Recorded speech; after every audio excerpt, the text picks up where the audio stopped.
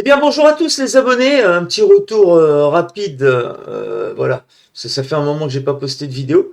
Sur quoi je suis comme distribution depuis, on va dire, 3 semaines, un mois. Eh bien, écoutez, j'ai quitté définitivement la CachyOS, qui m'a tout simplement pété à la gueule, hein, j'ai envie de vous dire. J'ai quitté également EndeavourOS, hein. Les bases Arch, pour moi, c'est terminé, c'est bouffé, donc j'ai pas envie de m'embêter avec ça. Je suis actuellement sur une KDE Néon. Alors, on va faire tout de suite le tour du propriétaire.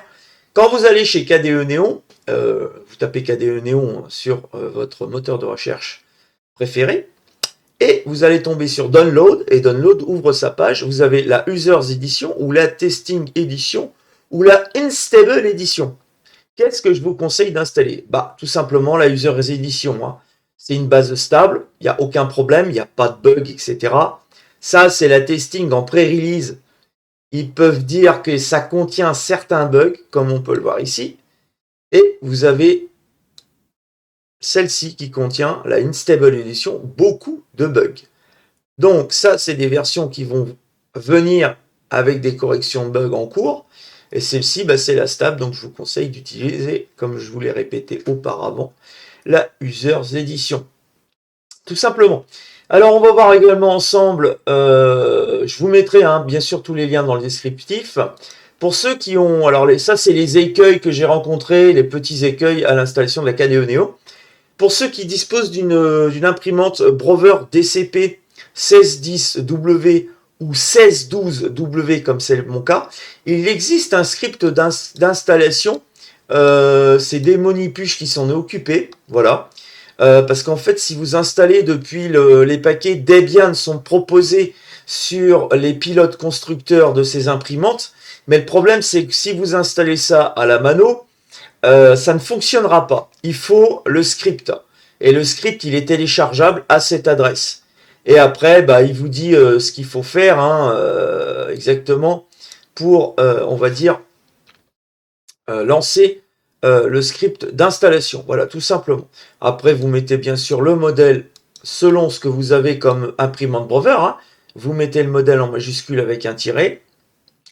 Vous sélectionnez le type de connectivité, 0 USB, 1 réseau, entrée un des choix, et puis c'est parti, ça s'installe. Voilà. Alors après, de toute façon, si vous avez juste besoin des scripts, de ce script-là, et ça va tout installer, hein, on va dire scanner, cups, enfin tout est installé en fait.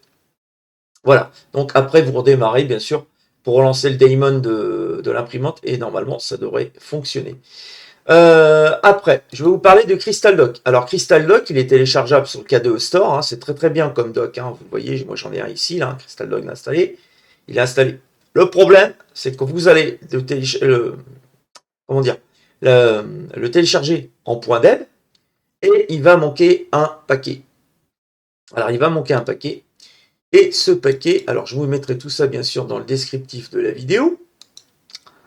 Alors... Tac, il est là. Le paquet manquant, c'est celui-ci. libqt 6 core 6T64. C'est le paquet qui manque. Vous installez ce paquet avant d'installer Crystal Dock. Et une fois que le paquet est installé, bah bien sûr, vous faites un chmod plus X, le paquet, bien sûr, proposé en téléchargement, et un sudo dpkg-i, et vous installez ça à la mano. Donc ça pose pas de problème. Ça, c'était, on va dire, le deuxième écueil rencontré. Troisième écueil, la mise à jour de Grub. Alors, si on veut un Grub, parce que par défaut, je crois que c'est réglé à 10 secondes, c'est assez simple, hein, vous faites bien sûr le fameux sudo nano espace slash default slash grub. Vous réglez le grub timeout, c'est marqué sur la ligne, à 60 secondes. Puis vous faites CTRL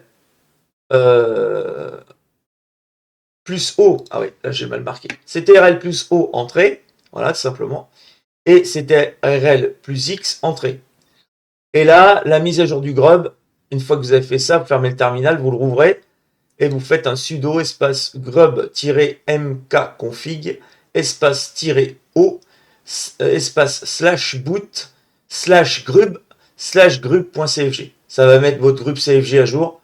Et ainsi, au redémarrage, vous aurez un délai de 60 secondes si vous avez un dual boot pour choisir entre Linux et, enfin, KDE Neon et Windows Boot Manager.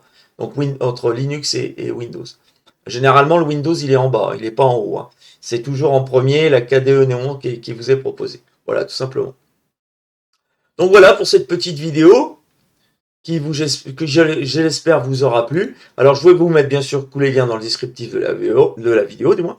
Comme ça, vous ne serez pas embêtés. Et puis, je vous souhaite à tous une bonne fin de journée. Et je vous dis à plus tard pour une prochaine vidéo.